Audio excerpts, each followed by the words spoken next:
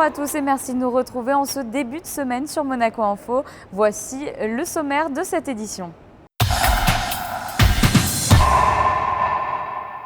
Nous débuterons ce journal avec le premier reportage consacré à la COP21 qui ouvrira ses portes à Paris le 30 novembre prochain. Nous vous présenterons ensuite le scientifique américain Samuel Myers, lauréat du prix Prince Albert II, Institut Pasteur 2015, remis par le Centre scientifique de Monaco et la Fondation Prince Albert II de Monaco. Et nous clôturerons cette édition avec un spectacle qui s'est déroulé au Grimaldi Forum à l'occasion de la Journée internationale des droits de l'enfant.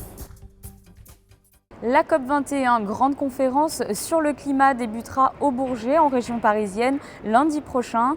Durant cette semaine qui précède cet événement, Sandrine Neg vous proposera chaque jour un sujet en lien avec ce rendez-vous international.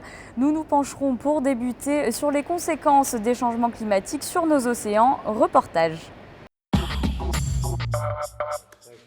États-Unis, Chili et bien sûr Monaco à travers la Monaco Blue Initiative et les actions de la Fondation Prince Albert II notamment. Ces dernières années, à plusieurs reprises dans le monde, l'avenir des océans était au cœur des préoccupations et il le sera encore dans quelques jours. Faire entendre la voix de ces océans au cours de la COP21, voici l'un des objectifs d'ores et déjà annoncés par les organisateurs et les États participants à la grande conférence sur les changements climatiques à 2 pas de la capitale.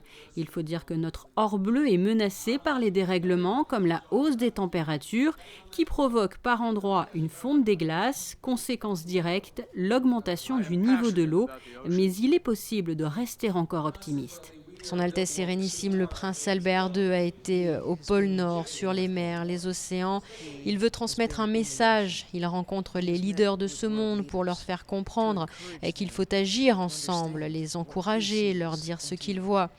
Ils doivent se réunir car c'est véritablement maintenant qu'il faut agir pour aider le monde et sa nature.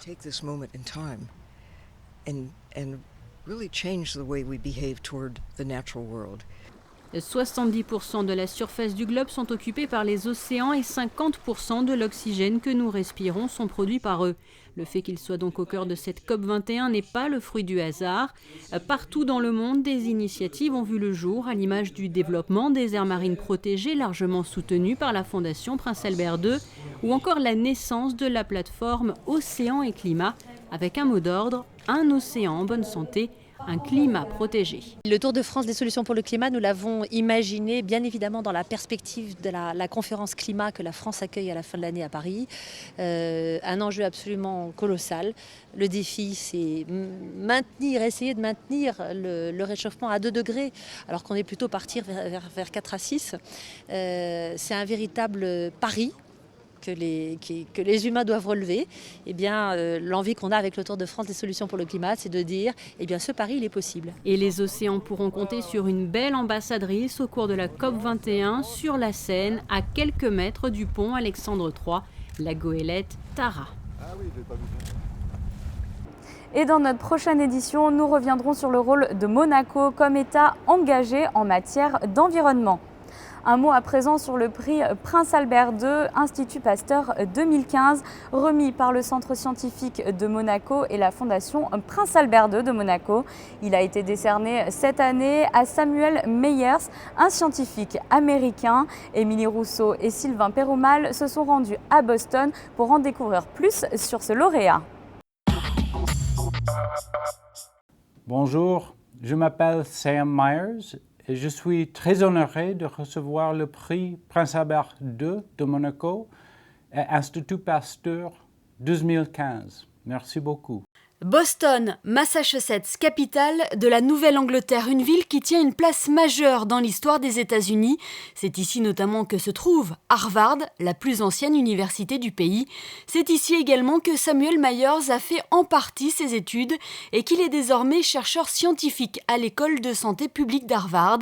Depuis plusieurs années, cet Américain se questionne sur l'impact que peuvent avoir les changements climatiques et environnementaux sur la santé humaine. Ces différentes recherches l'ont mené à dévoiler des résultats surprenants, voire alarmants, à savoir qu'une quantité croissante du dioxyde de carbone dans l'air rend les aliments moins nutritifs. D'ici à 2050, le blé, le maïs, le soja et le riz verront ainsi leur taux de nutriments baisser. Inquiétant lorsque l'on sait que près d'un tiers de la population mondiale souffre déjà de carences en fer et en zinc.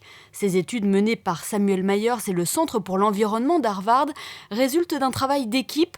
Chris Golden fait partie des plus proches collaborateurs du chercheur.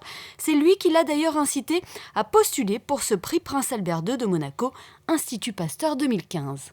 Sam has really been an incredible mentor and friend to me throughout all of this. And so I can really trace my lineage in understanding aspects of this kind of broader field of planetary health and figuring out who was kind of influential in my thinking about all of these different dynamics. And ever since I started my postdoc with Sam, he's really been instrumental in elevating my thinking about the broader field of planetary health, what I could do to improve my work, bringing in his own background in medicine and also in conservation, having worked extensively in the field, and really highlighted aspects of my work that were missing. And so I feel incredibly fortunate to have become colleagues with Sam, and I know that we'll do a lot of work together in the future. Samuel Myers est décrit par ses collègues comme une personne méticuleuse, professionnelle et passionnée. Et cette tendance scientifique sur l'impact du CO2 sur la santé humaine n'est pas la seule qu'il a pointée du doigt. La disparition des pollinisateurs, par exemple, aurait non seulement une conséquence sur nos habitudes alimentaires, mais pourrait aussi causer des millions de morts, preuve que les destins des abeilles et des humains sont liés. Autre étude menée par le chercheur américain, la combustion de la biomasse en Asie du Sud-Est ou encore le déclin de la faune à Madagascar. Sam's a great colleague and a good friend, and he cares deeply about what he's doing, and he has a broad vision about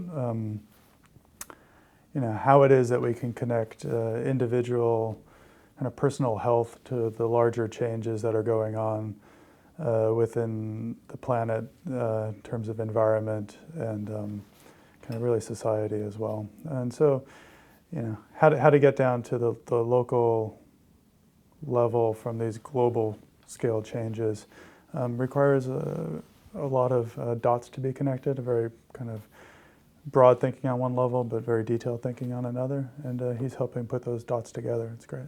Le travail de Samuel Myers est reconnu à travers le monde. Ses recherches sont d'ailleurs soutenues par de grands groupes tels que la Rockefeller Foundation, la prestigieuse Darwin Initiative ou la Bill and Melinda Gates Foundation. Et son ascension et sa réputation aussi bien dans le domaine de santé publique ou scientifique n'étonnent pas son ami de longue date, Dan Schrag.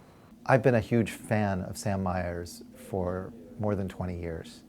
And I'm just overjoyed to see him gain recognition in this respect because it's so well deserved. He's a really special mind, a caring, compassionate physician, and more a very critical and creative scholar. And we need more people like him in the future. So recognizing him in this way is a wonderful thing. Avec ce thème, changements environnementaux et climatiques, impact sur la santé, Samuel Myers est assurément la personne la mieux placée pour recevoir ce prix Prince Albert II de Monaco, Institut Pasteur 2015. Il aura séduit le jury de par son histoire, son engagement de longue date ou encore ses études révolutionnaires. People are starting to recognize that this really enormous transformation of all the natural systems on the planet does represent one of the greatest challenges for global health over the next century. And so there's something very sort of foresightful about this award being designed and given, and I feel enormously honored to receive it. Samuel Myers, lauréat de ce prix Prince Albert II Institut Pasteur 2015, aura donc séduit le jury composé d'experts scientifiques de renom. Je vous propose d'ailleurs d'écouter le professeur Patrick Rampal, président du Centre scientifique de Monaco, et Christian Bréchot, directeur général de l'Institut Pasteur, qui nous explique ce choix.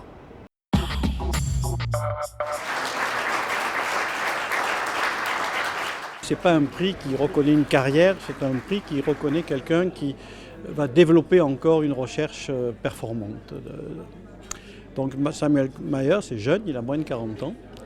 Et bien qu'étant jeune, il a apporté une contribution tout à fait notable au domaine de l'environnement et des effets du réchauffement climatique sur la santé. dans un domaine qui n'était pas jusqu'à présent extrêmement fourni au point de vue recherche, qui est le domaine de la nutrition humaine. C'est donc tout à fait original, puisque jusqu'à présent ça n'avait pas été démontré en provoquant la carence en oligoéléments, la carence en certaines vitamines. Et c'est un problème direct donc, du réchauffement climatique sur le devenir de l'état nutritionnel des personnes qui seront sur la Terre dans 10 ou 20 ans. La raison pour laquelle il a ce prix, c'est que c'est une recherche, encore une fois, très interdisciplinaire, nouvelle, qui doit être encouragée et qui s'inscrit complètement dans ce que le prince Albert II de Monaco soutient et dans les partenariats entre la Principauté et l'Institut Pasteur. Place à la jeunesse à présent, la Principauté a célébré la Journée internationale des droits de l'enfant ce 20 novembre, une manifestation qui s'est déroulée sous les couleurs de la Russie cette année. Reportage.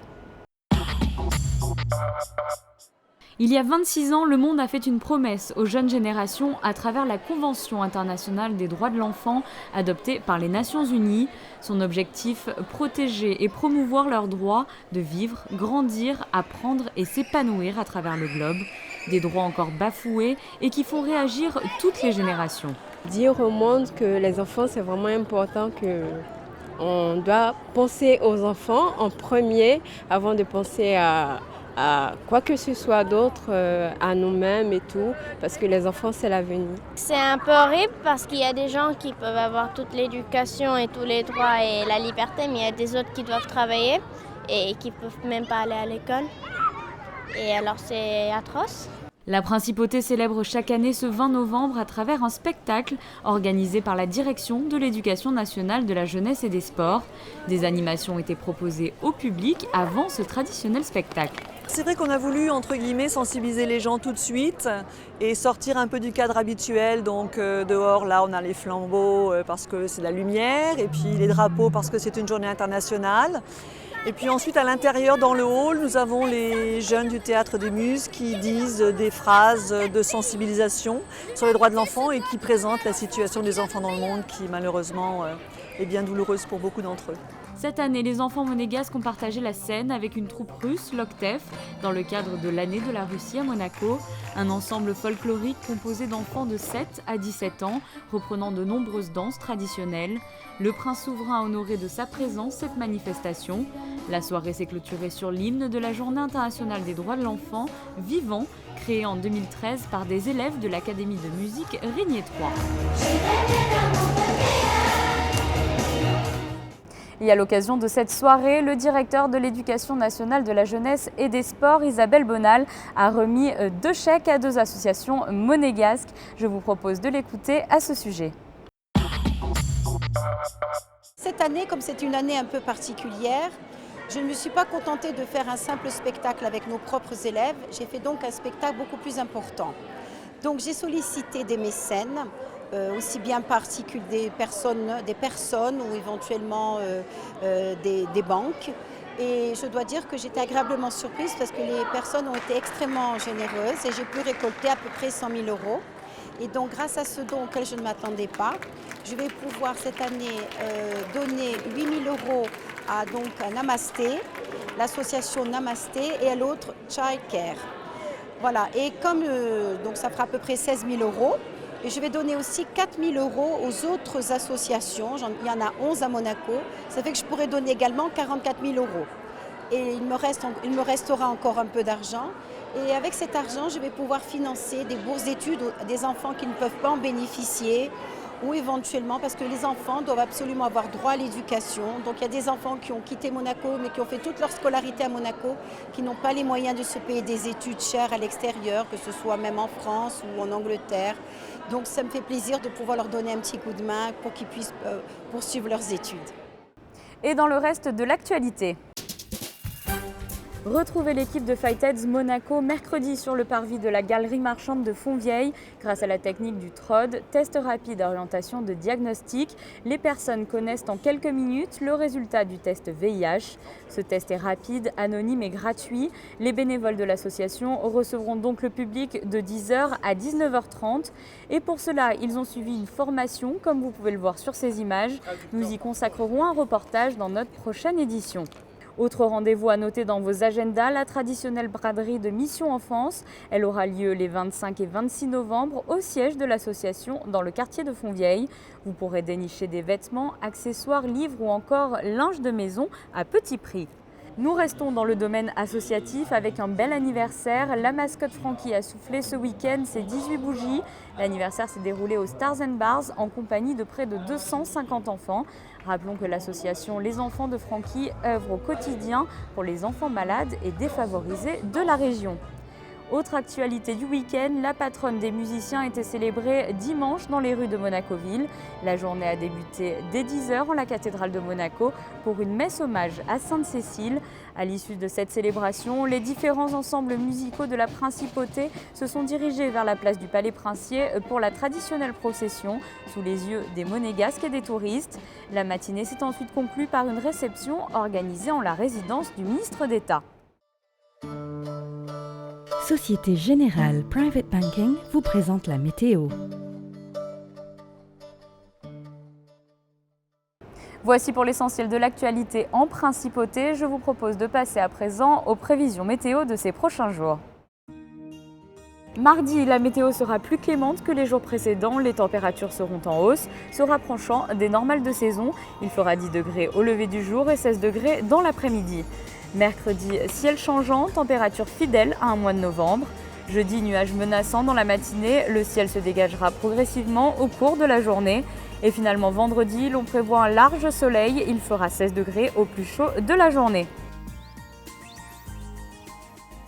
Ce journal est à présent terminé. Retrouvez dans un instant votre magazine Actu Sport présenté par Frédéric Elion. Je vous souhaite une agréable semaine sur Monaco Info. La météo vous a été présentée par Société Générale Private Banking.